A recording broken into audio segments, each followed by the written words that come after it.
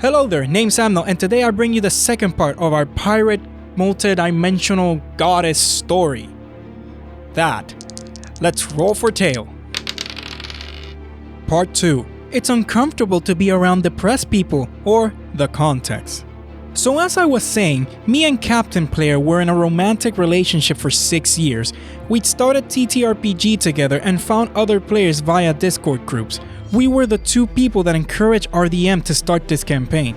When she got a boyfriend inside a game, I was okay with it. It's just a game, it's role-playing. She likes romantic themes and reads a lot of fanfictions. I get it.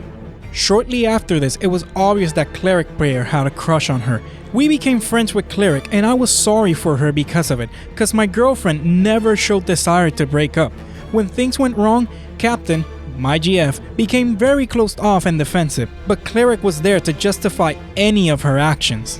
When I was pointing out the problems, she was telling Cleric about it, and Cleric was always saying that I am wrong, and Captain was right all along. For her, that was enough. And when I asked to change something and at least come to an agreement, she just walked away. Even in public, she lost the ability to control herself. She was always joking about my character, and I was taking that fine. But as soon as I started joking about her character, she was defensive and offended. She managed to create such an image as if I was teasing her for no reason. It was all taking place while I was having a hard time with depression. I got insomnia, very unhealthy thoughts about me being alive. I felt like shit, and when I was alone, I was scared of doing things to myself. When I finally tell my girlfriend about it, she just ignored it. She said, "For me, it's uncomfortable to be around depressed people." Girlfriend of the Year award incoming. Cleric began to show more and more affection in public conversations, even in sexual context, though I wasn't talking with my girlfriend about Cleric's crush, cause I wasn't sure if she was aware of it. When Cleric finally confessed to her, she told me about it. I asked if she wanted to stay with me. She said, of course. She and Cleric had become close friends already, and I was actually happy for her to have a good friend. She doesn't have a lot of friends. I was not against her friendship at all, and told her that. Shortly after that, Cleric began to post some erotic arts about their characters. Her PDA became more and more aggressive, especially reacting on sexual kinks, BDSM, body deformation, guru, mind control. I wrote to Captain that I felt uncomfortable about it. She dodged it as well and blamed me for pushing. After 10 days, she told me that she loves me and wants to stay with me. I found out she confessed to Cleric as well. So we break up. And a week after, they began living together, seeing each other for the first time, lol. Later, I found out that she was lying to me, even about game-related specifics. Part 3. Please, you have to invade my privacy. There's a reason why I've talked about this Cleric so much, because Captain wasn't the only player with an unhealthy approach to the game. In fact, there were 3 of them. Our Cleric had a friend who played Barbarian. They, the players, have been close friends for years. We met them at our previous campaign. After the breakup, I found out that both of them did very similar things in game, and I don't have any explanations for this. So, both Cleric and Barbarian made characters with tragic backstories. How original. They really wanted to tell that story, but not as characters. Unfortunately, those backstories actually had no effect on their goals, so there was no reason to ask about it, and they got the answers. They should force another player to read their minds.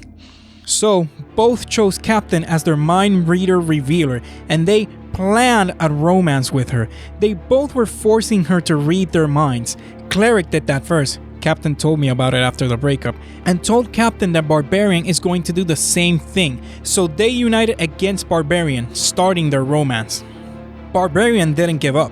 He met our new player, Ranger, and offered her a romance in-game, in the same way, through reading his damn mind, cause nobody else agreed to do it on their own initiative, and he managed to persuade Ranger, and so the game of romances began. Barbarian was trying to make his romance cooler than his friend Cleric did, and started to force a ton of things on Ranger's head, kinky things as well. Eventually, Captain, Cleric, and Barbarian created a fecal storm that was drawing everything and everybody inside of it. For them, the game was too real and too important to stop and listen to other people or care about their feelings. Both Cleric and Barbarian tried to bring their RPG romances into real life, and I'm still concerned why they act so similar. Part 4. Conclusions. You may assume I wrote this because I'm angry.